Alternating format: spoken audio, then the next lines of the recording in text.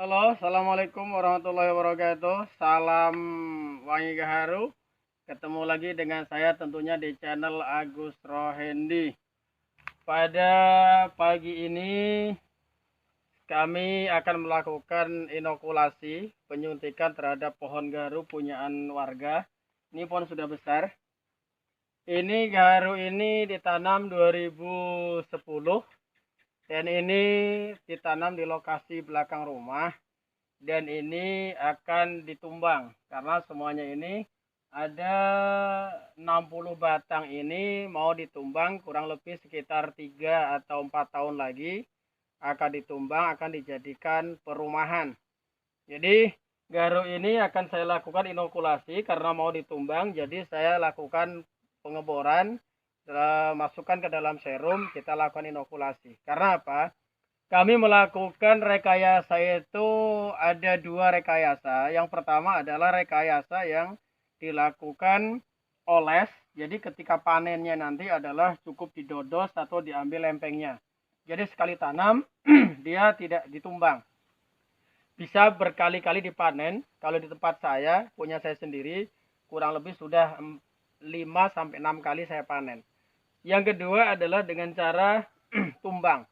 Kalau dengan cara tumbang ini adalah sangat minimal, sangat minim, sedikit, persentasenya sedikit. Kalau memang dia itu gaharu ini mau ditumbang, jadikan perumahan, atau mau dijadikan apa, itu saya kejar lakukan inokulasi penyuntikan, karena mau ditumbang. Tapi ingat, saya lebih dominan terhadap panenan yang secara didodos. Jadi ini akan kami lakukan inokulasi seperti apa, kita lihat. Jadi para pemirsa, para petani gaharu, bahwa gaharu di tempat kami adalah tanamannya tidak jauh dari rumah. Ini perumahan, itu ada rumah di sana. Ini juga lokasi perumahan ini. Dan ini ini jalan sana. Ini rencana mau dibikin perumahan. Jadi maka gaharunya itu akan dilakukan penumbangan. Ini kemarin saya sampaikan jangan ditubang dulu, nunggu sekitar 2-3 tahun lah. Tinggi-tinggi sudah besar. Ini nanti ini juga ada di sini.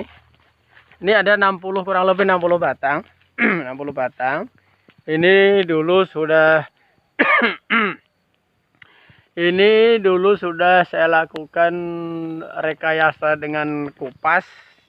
Jadi sudah saya panen kurang lebih tiga kali ini. 3 kali ini. Terus ini akan saya lakukan rekayasa pengeboran. Ini sampai ke atas. Nah. Jadi para petani gaharu di tempat kami sesuai dengan bimbingan kami dulu. Jadi ketika menanam gaharu itu jaraknya nggak jauh, paling sekitar 3 meter. Atau ini lurus ini ya, ini dibuat lurus karena ini tumpang sari. Dulu ini adalah perkebunan pisang, ada kebun pisang. Ada juga kebun karetnya di sana, ada pohon kelapa juga. Jadi gaharu itu ditanam tumpang sari bebas. Jadi dia tidak mengganggu dan tidak terganggu. Karena ini pisangnya itu banyak diserang monyet. Jadi dibiarkan saja. Terus ini ada duku di sana, ada pohon duku juga di sana. Nah, inilah rekayasa yang saya lakukan. Ini peralatannya. Jadi saya melakukan rekayasa itu dengan melakukan bor. Bornya ini antik, ini bor apa namanya? Ini bor baterai. Kekuatan bor baterai ini 2 jam. Jadi 2 jam, nanti setelah 2 jam kita cas lagi. Nah. Ini. Jadi ketika saya melakukan rekayasa ini, saya lebih dominan terhadap mata bor kecil. Kenapa alasannya? Kalau mata bor kecil seperti ini nanti nggak usah ketika kita lakukan rekayasa penyuntikan, pengoboran nggak perlu kita tutup. Kalau besar nanti harus kita tutup dengan menggunakan lilin, biasanya lilin ya, lilin. Dan ini pun udah masih besar. Saya kadang menggunakan yang kecil seperti ini. Ini. Jadi ketika melakukan pengeboran dengan bor yang kecil seperti ini tergantung batangnya. Kalau batangnya kecil, saya lakukan seperti ini. Terus cara memasukkan serumnya dengan menggunakan suntikan printer. Seperti ini. Jadi serumnya itu saya racik dulu. Ini serum ada 2 ini, nanti 1 batang ini serum ini. Ini adalah campurannya adalah apa namanya? Dari beberapa jamur. Kalau ini jamur dari nasi, saya campur dengan dari kentang juga. Terus yang paling penting adalah ada bibit gaharunya, serbuk gaharunya yang ada di dalam. Ini. Kalau yang satu ini nanti bervariasi. Ini juga saya gunakan serum seperti ini. Ini racikan. Ini belum saya aduk. Jadi di bawahnya ini adalah masih belum teraduk, tapi atasnya ini kembali saya sampaikan ada bibit gaharunya. Jadi membuat serum itu mudah, sangat mudah sekali. Terus bagaimana untuk cari dia itu laku atau jadi, harus ada bibitnya. Ini pun kami sesuai dengan anjuran buyer yang kami menjual ke beliau. Ini kita kocok nanti, nah, kita campur. Nah, sudah bercampur, nanti kita lakukan inokulasi. Hasilnya seperti apa? Seperti ini hasilnya para pemirsa. Jadi ketika saya lakukan inokulasi dengan menggunakan bor, hasilnya akan seperti ini. Ini hasil. Cuman ini dulu ini saya lakukan dengan pengeboran bornya yang besar. Jadi ketika mata bor besar, dia akan lubangnya akan semakin besar dalamnya ini. Kata buyer saya, ini bagus tapi kurang mantap ini. Jadi kalau bisa bornya kecil. Jadi saya lakukan dengan menggunakan mata bor kecil-kecil ini. Nah, ini cantik ini. Ini kemarin terbeli 1 kilo 2.500.000. Ini seperti ini. Ini namanya sebut ceper. Kalau tempat kami adalah di sini ceper. Tempat yang lain nggak tahu karena lain tempat, lain nama gitu kan. Kalau ini yang saya lakukan dengan menggunakan infus. Jadi hasilnya seperti ini, lebar-lebar, besar-besar seperti ini, dan mata bornya besar ini ya. Mata bornya besar. Ini dengan menggunakan infus. Menggunakan infus hasilnya seperti ini masih coklat ini ya.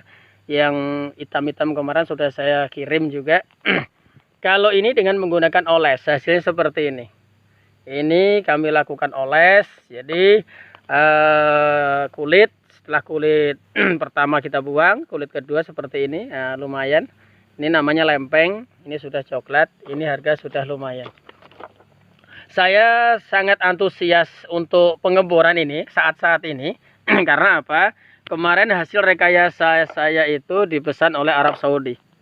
Oleh Arab Saudi memesan karena di sana masyarakatnya kalau yang kelas-kelas sultan dia membutuhkan yang tinggi, yang kelas-kelas mewah lah, yang kelas mahal. Tapi masyarakat ekonomi ke bawah dia pingin yang standar murah-murah seperti ini. Kemarin saya kirim 7 kilo ke Arab Saudi, dibawa oleh teman saya. Alhamdulillah hasilnya lumayan. Hasilnya lumayan. Dan ini ada permintaan lagi dari Kuwait. Dari Kuwait minta seperti ini. Jadi kawan saya kemarin, Pak Agus ada nggak seperti yang ada di video ini? Coba dikirim. Nah, saya kirim. Kemarin sudah saya kirim 2 kilo seperti ini dibawa ke Kuwait. Karena dia ada bisnis sering ke Kuwait. Jadi alhamdulillah rekayasa yang saya lakukan ini bukan hanya dikejar oleh buyer nasional saja, bahkan dipesan. Dan saya melakukan rekayasa ini sudah saya sampaikan berkali-kali sejak awal. Saya melakukan rekayasa ini tidak mencari mahal, saya mencari laku. Jadi saya melakukan rekayasa gaharu ini saya tidak mencari mahal, tapi mencari laku. Karena saya yakin semua orang mayoritas kalau di Timur Tengah itu budayanya adalah suka membakar buhur atau gaharu. Dan semua orang Timur Tengah tidak semuanya kaya semuanya, kelas sultan semuanya. Banyak masyarakat yang kelas-kelas menengah ke bawah. Nyatanya kelas menengah ke bawah memesan hasil-hasil gaharu yang standar murah. Ini luar biasa kan, seperti ini. Pemirsa, baiklah kita lakukan pengeboran. Nah, seperti itu. Nanti karena ini hari Rabu, karena besok ada kurban. Ini di tempat kami sebagian yang Muhammadiyah sudah kurban hari ini. Tapi kalau kami ikuti pemerintah besok hari Kamis. Jadi hari ini full, insya Allah sehari ini saya lakukan pengeboran. Dan saya cari yang pendek dulu. Nanti yang tinggi baru besok kita buat tangga atau buat andan-andan untuk naik ke atas. Seperti itu. Pemirsa, ini para pemirsa dan para penonton YouTube saya, ingat kata kunci dari saya ketika saya melakukan membuat rekayasa ini, saya tidak mencari mahal tapi mencari laku. Alhamdulillah laku. Yang kedua, ketika saya menanam pohon garu, ini adalah sebagai penghasil tambahan atau tambahan penghasilan yang bukan tambahan pokok, tapi sangat luar biasa. Kita lihat.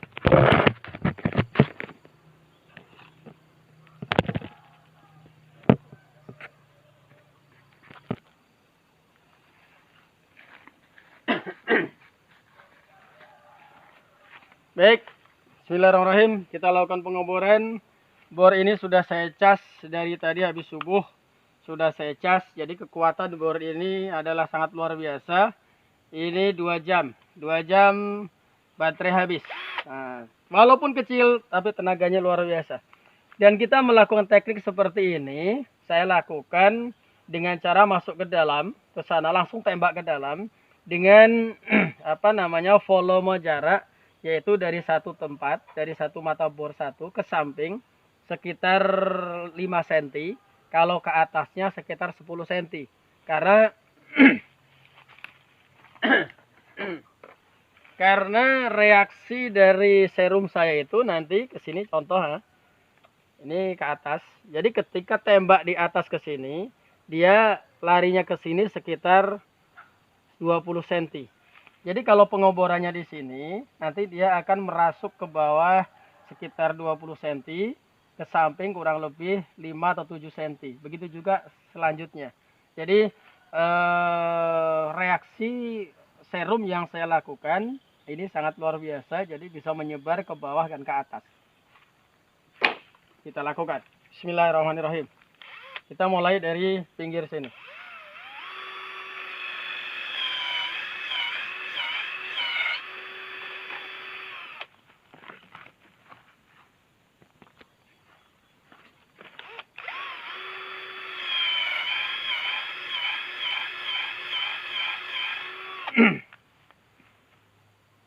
Kita ambil sekitar 10 cm.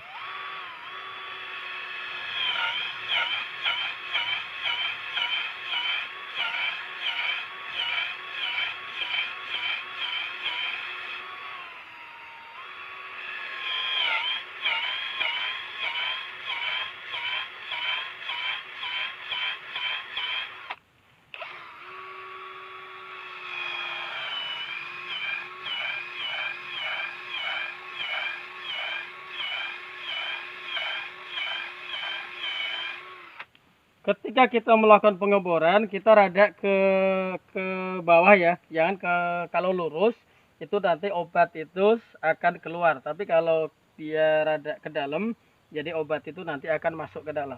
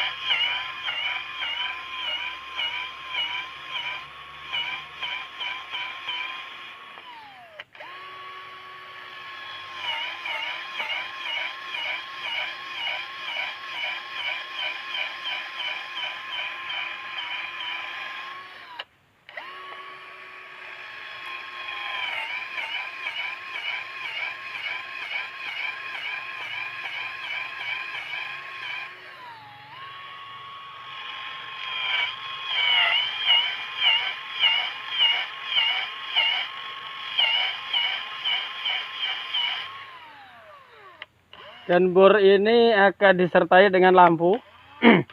Kalau lampu hijau ini masih nyala, berarti dia masih full, masih baterainya masih full. Tapi kalau sudah nggak nyala, lari ke kuning, sudah mulai redup, kita hentikan pengoboran, kita lakukan cas lagi.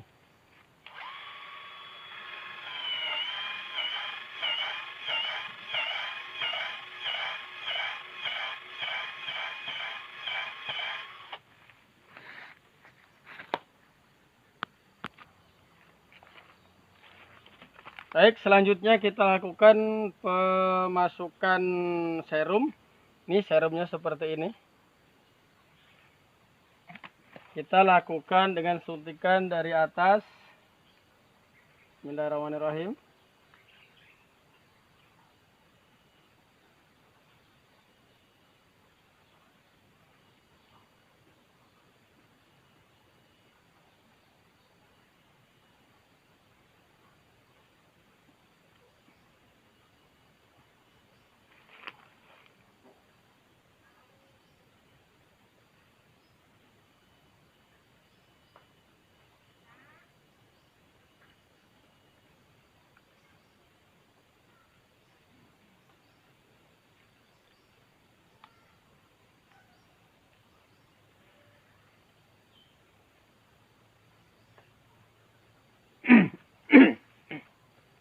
Jadi ketika melakukan pemasukan serum itu ke dalam pohon dengan menggunakan seperti ini, dia akan maksimal.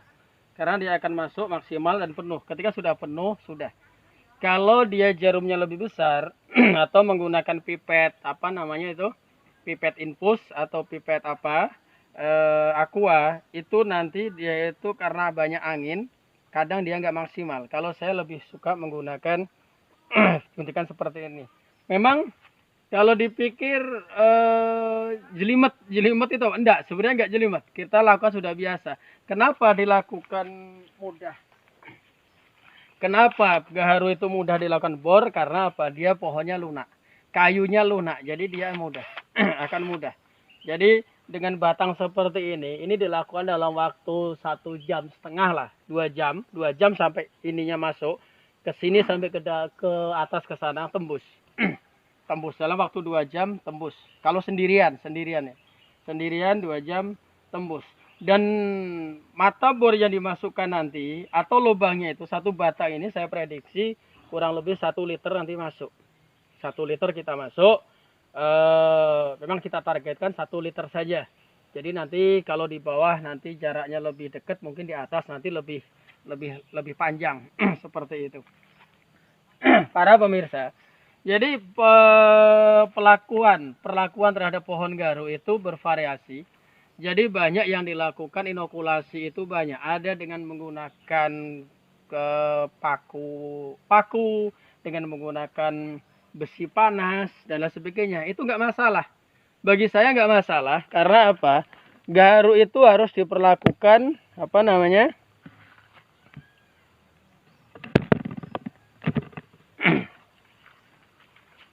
Karena namanya gaharu itu harus diperlakukan seperti ini. Ada yang bilang menyiksa, enggak. Ini bukan menyiksa, ini adalah berproses. Kalau kita proses, dia akan menjadi berharga dan menjadi mulia. Contoh, pohon garu seperti ini, kita biarkan saja. Apa manfaatnya? Manfaatnya cuma hanya untuk menjadikan perimbunan, ya, perimbunan dan menjaga paru-paru dunia. Hanya itu saja. Tapi ketika kita melakukan rekayasa seperti ini, pohon yang seperti ini, dia akan menjadi mulia dan berharga. Mungkin kalau kayu seperti ini, kalau kayu karet dan kayu lain, itu ditumbang, dijual, pakai kubikisasi, atau main kubik lah seperti itu, atau main batang. Tapi kalau gaharu, setelah diproses, main kilo. Jangankan kilo, gram pun mahal, ya. Jadi lebih akan menjadi mulia ketika diproses. Apapun di dunia ini, kalau tanpa diproses, tak menjadi mulia. Tapi kalau diproses, dengan semakin banyak pemprosesnya, semakin ekstrim, dia akan lebih mulia, lebih berharga. Contoh kayu jati. Kayu jati itu kalau tidak diproses, hanya ditumbang saja, mungkin dia dijadikan kayu bakar. Ketika dia itu diproses hanya sekedar proses saja, mungkin dia dijadikan tangga dan sebagainya.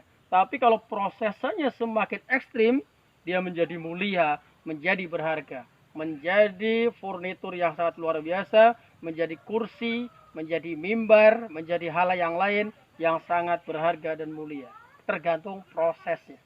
Jadi garu ini kami proses, kami belajar karena saya didauhin oleh guru saya dulu, masa depan itu adalah hanya untuk orang yang belajar. Jadi ketika orang yang belajar, orang punya ilmu, punya masa depan. Tapi kalau kita tidak mau belajar, kita tidak punya ilmu, kita nggak punya masa depan. Masa dulu, masa sekarang, masa yang akan datang, sama saja di situ. Jadi ketika kita belajar, dunia, masa depan hanya untuk orang yang mau belajar. Alhamdulillah, saya belajar Garu seperti ini, dari tadinya nggak tahu sama sekali, nol. Karena saya dari Jawa, saya tidak tahu, saya masuk Sumatera, tahu Garu, saya belajar. Alhamdulillah, dari penanaman sampai penjualannya saya tahu. Tapi ingat, saya hanya khusus di Gaharu budidaya. Kalau Gaharu alam, kelas grade A, grade B dan sebagainya, saya hanya sekedar tahu, tapi saya nggak menguasai. Tapi kalau Gaharu budidaya, dari penanaman sampai penjualan, saya tahu. Alhamdulillah, hasil rekayasa ini bukan hanya lokal yang pesan. Bahkan ke Arab Saudi sudah pesan, sudah saya kirim. Ini ke Kuwait sudah saya kirim juga. Luar biasa. Jadi ingat, masa depan adalah hanya untuk orang yang belajar.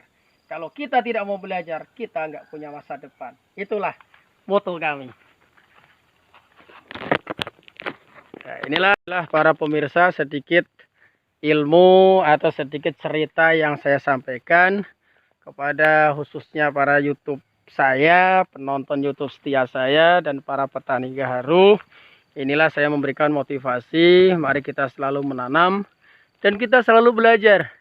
Karena masa depan hanya milik orang yang belajar. Ketika belajar, kita pasti punya ilmu. Apapun ilmu yang kita dapat, kita realisasikan dalam kehidupan sehari-hari, insya Allah bermanfaat dan menghasilkan. Seperti inilah. Itulah mungkin sekilas para pemirsa, para petani Gaharu, untuk menjadikan semangat. Dan ini cerita saya, pengalaman saya, apa yang saya dapat, yang saya lakukan, saya ceritakan di YouTube saya. Mudah-mudahan bermanfaat, dan ini adalah real kenyataan, tidak ada unsur penipuan dan sebagainya, nggak ada. Ini hanya saya sekedar menceritakan pengalaman dan aktivitas saya di luar jam kerja pokok saya. Gaharu adalah penghasilan tambahan, dan rekayasa saya adalah tidak mencari mahal tapi mencari laku. Dengan laku kita sudah luar biasa. Karena saya dibilangin sama orang tua saya, hidup tidak mencari kaya tapi mencari cukup dan sejahtera. Kalau kita hidup sudah cukup dan sejahtera, sudah luar biasa. Gak usah mencari kaya. Kalau kita semakin kaya repot nanti. Tapi kalau kita sejahtera dan cukup, kita akan menikmati hidup. Demikian para pemirsa, sekilas cerita-cerita saya. Insya Allah besok akan saya sampaikan lagi masalah bagaimana penanaman dan bagaimana cara pemanenan yang di kebun saya. Di warga sebelah sudah siap untuk dipanen dengan cara panen di dodos. Besok akan saya sampaikan. Sekian, jangan lupa like dan share. Mudah-mudahan video saya bermanfaat. Sekian, assalamualaikum warahmatullahi wabarakatuh.